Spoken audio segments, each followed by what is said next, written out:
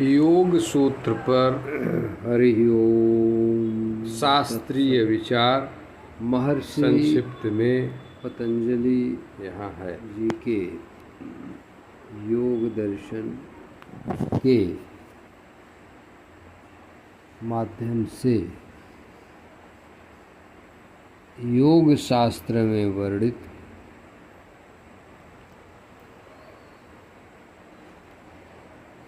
बातों को बताने का निवेदन यहाँ किया जा रहा है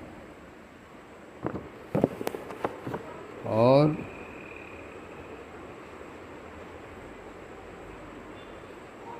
प्रक्रिया केवल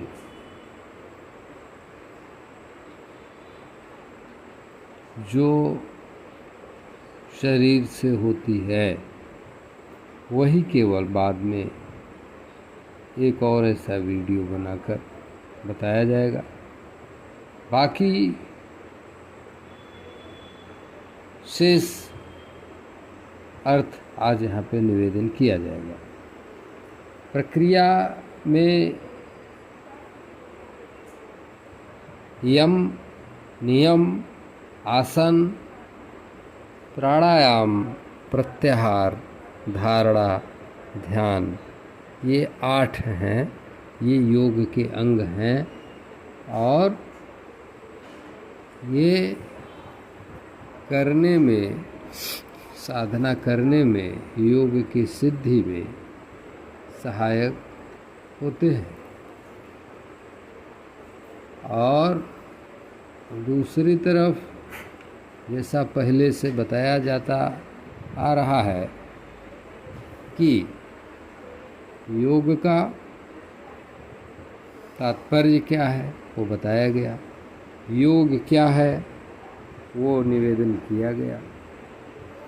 और आवश्यकता पड़ने पे हम सूत्र को भी दिखाते रहेंगे जिससे प्रामाणिकता रहे, ये न रहे कि हमने कुछ अपने तरफ से बताया है।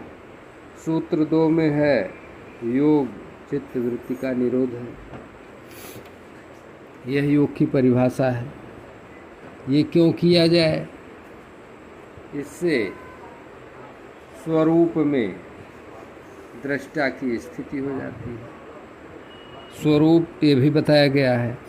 स्वरूप क्या है वो भी थोड़ा सा निवेदन किया गया, लेकिन ये बहुत बड़ा चैप्टर है और अध्यात्म का विषय है, इसलिए संतों महात्माओं से जानना पड़ेगा। भगवत गीता में भगवान श्री कृष्ण ने कहा कि ये, हे अर्जुन, यह तुमको उपदेश करेंगे महात्मा लोग, ऋषि मुनि लोग, जब तुम उनसे श्रद्धापूर्वक प्रश्न करोगे। इसलिए स्वरूप को समझाना एक लाइन में हो नहीं सकता। एक लाइन में कहना हो सकता है कि स्वरूप जो है वह परमात्मा है। परमात्मा का नाम लेते ही मन में ईश्वर जितना बताना चाहते और ब्रह्म, ये भी ब्रह्म, ये भी आ जाते हैं। अतः संक्षेप में यहाँ जो सूत्र 3 में बताया गया है वह स्वरूप यहाँ परमात्मा है। और वो चूँकि परमात्मा सर्वव्यापक है, इसलिए अंदर भी है और बाहर भी है। तो व्यक्ति क्या है जो योग कर रहा है? वो दृष्टा है। ये यहाँ पे बताया गया है। और ये दृष्टा यहाँ पे, ये जो दृष्टा आप देख रहे हैं, ये देखिए दृष्टा, दृष्टु लिखा न, तथा दृष्टु। तो वो जो दृष्टु है वो जीव के समतुल्य है। जीव अब क्या है, ये भी बहुत बड़ा विषय होता है और अध्यात्म का विषय है। यह अध्यात्म पे क्रमशः निवेदन किया जाएगा। अब चौथा सूत्र आप देखो। चौथा सूत्र है कि स्वरूप में स्थिति हो जाए तो योग सिद्ध होगा, और नहीं तो वृत्ति के सारूप्य, वृत्ति के स्वरूप के अनुसार, माने वृत्ति के अनुसार चित्त जो है विक्षिप्त रहेगा और स्वरूप में अवस्थित न होने के कारण सुख, शांति और आनंद नहीं मिलेगा।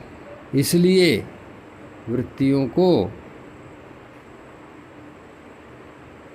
साधने का, माने रोकने का, माने चित्त को विक्षिप्त न कर पावे, इसलिए सूत्र 2 में निवेदन किया गया। अब वृत्तियाँ कितनी होती हैं ये भी बताया जा चुका है, यहाँ पे रिपीट कर दे रहे हैं।